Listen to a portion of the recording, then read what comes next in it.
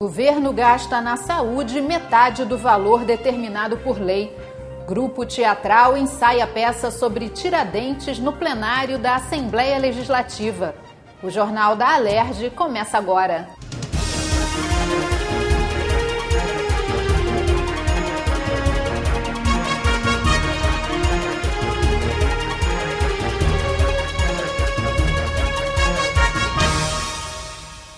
Boa noite. O governo do Rio repassou para a saúde apenas metade dos 12% previstos na lei orçamentária até abril deste ano. A informação é da subsecretária de Política Fiscal da Secretaria de Fazenda, que foi ouvida pela Comissão de Saúde da Alerj. Josélia Castro de Albuquerque apresentou aos deputados o cenário fiscal do estado do Rio, que desde 2014 vem sofrendo com a crise econômica. Hoje, o Estado arrecada 58 bilhões de reais e tem uma despesa de 78 bilhões. Se forem acrescidos os chamados restos a pagar dos últimos 2 anos, o déficit ultrapassa os 25 bilhões de reais. Para fechar a conta no final do ano, seria necessário um acréscimo na receita de mais de 1,5 bilhão de reais por mês. A lei orçamentária prevê repasse anual de 12% da receita para a saúde, ou 1,4 bilhão de reais até o mês de abril, mas apenas metade desta quantia foi paga. Josélia Castro diz que o Estado precisa de um ajuste estrutural para buscar novas fontes de renda. Caso contrário, será impossível arcar com todas as despesas. A Subsecretaria de Política Fiscal, ela não olha as despesas individuais. Ela pensa a receita do Estado e o que ele pode pagar. Esse é o trabalho, projetar a receita, estimar a receita e encaminhar para a Secretaria de Planejamento a nossa capacidade de pagamento. Então, realmente, o Estado precisa fazer um ajuste estrutural. Precisa fazer um ajuste estrutural e de curto prazo, para poder chegar a um nível de conseguir pagar suas despesas. Porque do jeito que o cenário econômico nos atingiu, nós ficamos numa situação bastante complicada. Presidente da comissão, o deputado Jair Bittencourt, disse que vai cobrar do governo um repasse mensal fixo para a saúde. O que nós não podemos abrir mão é de priorizar a saúde. Não adianta ficar discutindo com o governo que prioriza, que fala, que vai fazer, e na hora de pagar, a saúde sempre fica para depois. Hoje nós vamos cobrar do governo uma posição para que se faça um fluxo do pagamento. Você não pode cumprir o acordo com a Secretaria de Saúde dos 200 milhões por mês, o que já é o mínimo, o certo seria 350 milhões, que se fala e se pague o comprometido, que se possa. Não adianta você tratar 200 milhões e não saber se vai receber 100, 50 ou 80. Então esse agora é o nosso objetivo, fomentar dentro da Assembleia do Estado um compromisso do governo de assumir uma parcela fixa para financiar a saúde. A Comissão de Educação ouviu nesta quarta-feira as reivindicações de professores e inspetores escolares do estado do Rio. Os profissionais disseram que estão realizando funções que não estavam previstas na lei que criou a categoria. Entre elas, a assinatura de laudos técnicos referentes à infraestrutura das escolas. A atribuição dos professores e inspetores é acompanhar o sistema educacional da rede pública e privada do Rio de Janeiro. O único concurso público para a categoria foi realizado em 2007. Apesar da legislação definir que eles devem atuar na área administrativa, financeira e pedagógica das escolas, os servidores estão tendo que assinar documentos relacionados à infraestrutura das unidades e sobre infestações de baratas e ratos. Não somos técnicas de segurança do trabalho, na medicina, como vocês viram ali, tem coisas ridículas ali. A gente vê pragas, manda a gente ver cocô se tem cocô de rato, bem, enfim. Então foram injetando no nosso dia a dia algumas coisas que nós estamos nos sentindo infligidos no nosso direito de dizer não. Mas existe um assédio moral muito grande em relação ao órgão que nos rege, que é a DICA. Com os PTs a gente não consegue fazer acompanhamento cotidiano.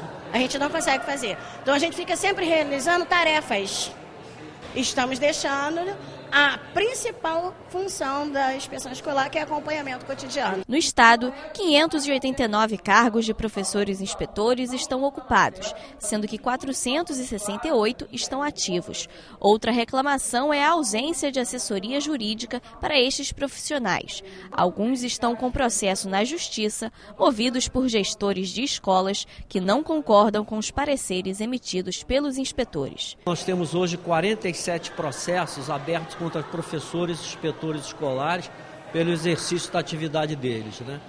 Esses 47 processos estão em vara de fazenda pública. São os donos de escolas e alunos que entram contra os professores e inspetores escolares, não é?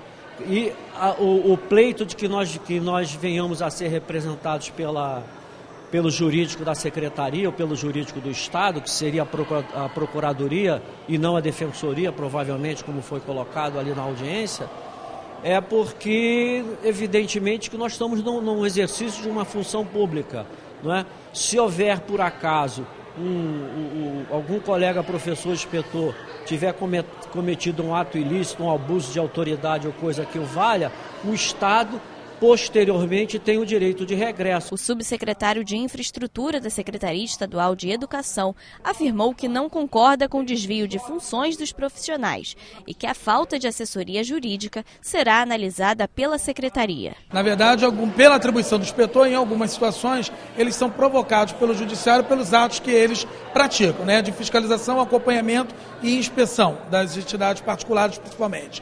O que eles estão requerendo é que haja uma assessoria jurídica que os acompanhe. Vamos, conforme a orientação do deputado Conde Bittencourt, consultar a PGE sobre que instrumentos nós podemos oferecer ou não a essa categoria. O presidente da comissão, deputado Conde Bittencourt, ressaltou a importância das pautas de reivindicações apresentadas pelos professores inspetores e adiantou que, caso a Secretaria de Educação não tome medidas eficazes, poderá ser elaborado um projeto de lei que beneficie estes profissionais. Ficou claro para a comissão. A Secretaria desonerou o serviço de setores de infraestrutura e da própria EMOP, que tem esse compromisso com a rede, e despejou em cima dos inspetores escolares, que não têm capacidade técnica para assumirem responsabilidades em cima de determinados parâmetros prediais. É inadmissível o inspetor escolar estar tendo que recorrer à Defensoria Pública, que não tem esse papel, para ser defendido nessas ações que ele vem enfrentando. Vamos esperar uma posição da SEDUC. Se essa posição não vier, nós vamos fazer aqui um projeto de lei amparando os inspetores para que o Estado seja responsável pelo custo jurídico das suas ações. As distribuidoras de gás podem ser punidas se não pesarem os botijões na frente dos clientes. O projeto de lei que propõe a nova regra foi discutido na Comissão de Constituição e Justiça da Alerj. 44 projetos de lei estavam em pauta. Dentre os aprovados, o de autoria do deputado Átila Nunes, que altera a lei que obriga as distribuidoras de GLP a pesarem o botijão na presença do consumidor. A proposta reajusta a multa e penaliza as empresas com a suspensão das atividades. O texto recebeu parecer favorável. O projeto é válido, é constitucional, porque altera uma lei que está em vigor, e ele é mais rigoroso e amplia o direito do consumidor. Muitas vezes o botijão não vem com peso certo. E o consumidor, como não tem a balança para pesar isso, ele acaba pagando o botijão inteiro por um meio botijão. Então, sempre quando se obriga a pesar na presença, ou dá essa opção, caso o consumidor queira, é uma forma de proteger o consumidor de fraudes usuais. O projeto dos deputados Aquel Teixeira e Tânia Rodrigues altera a lei que dá ao motorista de coletivos autorização para parar fora de pontos, quando for solicitado por pessoa com deficiência em todo o território do estado do Rio de Janeiro. Foi dado parecer de juridicidade. O motorista de ônibus de coletivos ele só pode parar no ponto.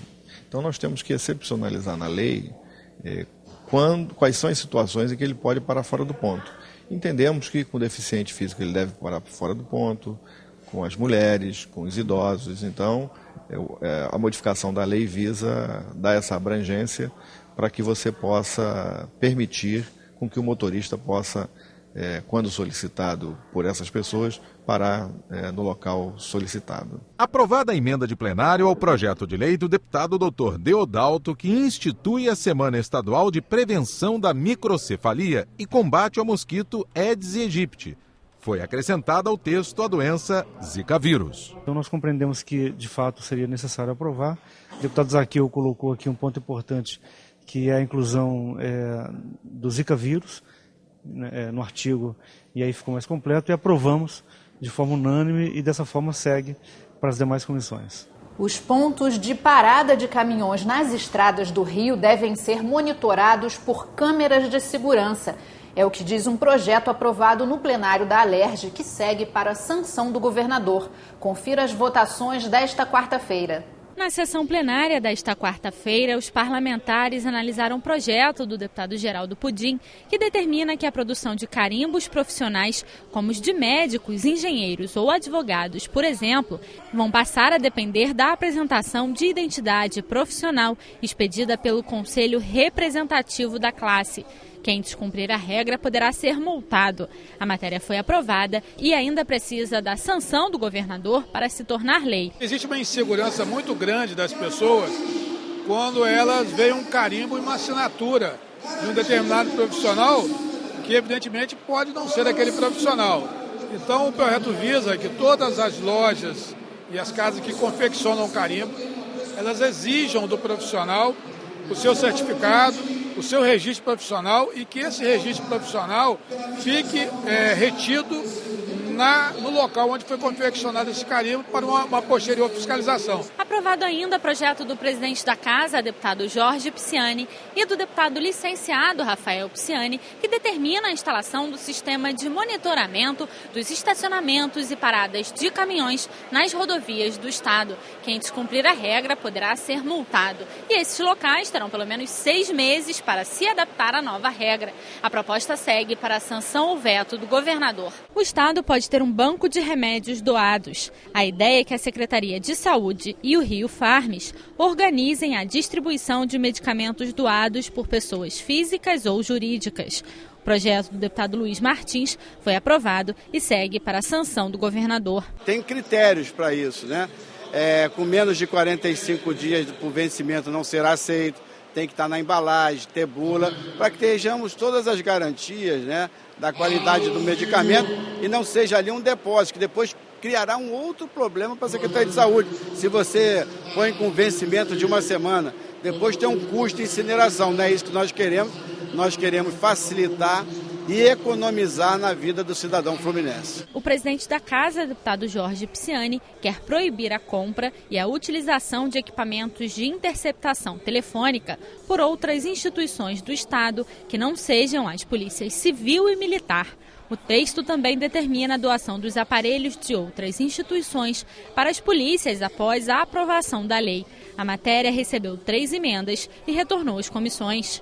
Um grupo de atores se prepara para a encenação do espetáculo Tiradentes, um Palácio de Histórias. A apresentação será nesta sexta-feira no plenário da Alerj e a entrada é gratuita. O evento faz parte das comemorações dos 90 anos do Palácio Tiradentes. A peça retrata uma breve passagem da história do Palácio Tiradentes, com referência a grandes nomes como o próprio Tiradentes e seu traidor, Joaquim Silvério dos Reis. Além de Getúlio Vargas, Luiz Carlos Prestes, Carlos Lacerda e a primeira mulher eleita deputada no Brasil, Carlota Pereira de Queiroz. Autor e também ator no espetáculo, o historiador Milton Teixeira contou um pouco do trabalho de montagem da peça e destacou o que o público pode esperar dessa trama política e histórica. Pela primeira vez, nós vamos ter aqui 2 figuras pré-Palácio Tiradentes frente a frente, Tiradentes e Joaquim Silvério dos Reis. Eles vão expor suas razões e vão talvez acertar as contas, quem sabe 200 e tantos anos depois do episódio da Conjuração Mineira. Vamos colocar aqui a deputada Carlota Pereira de Queiroz, a primeira mulher eleita, mostrando a sua importância para a história da evolução da condição da mulher nesses 90 anos. Vamos também colocar aqui, olha que complicação, Getúlio Vargas, Luiz Carlos Prestes e Carlos Lacerda, 3 representantes de tendências políticas opostas, Eles também vão colocar suas razões, suas acusações, e a ideia é que todos procurem um caminho para um Brasil melhor. 6 atores do grupo Corsário Carioca também participam do espetáculo. Eles vêm se preparando há quase 2 meses para a apresentação. Bruno Senra, que interpreta Tiradentes, falou do lado lúdico do seu personagem e da importância de resgatar essa história dentro do plenário. É legal você ver uma coisa que você sempre estudou na escola e hoje você poder representar uma figura assim, de excelência mesmo, uma figura que a gente tem como exemplo na história brasileira.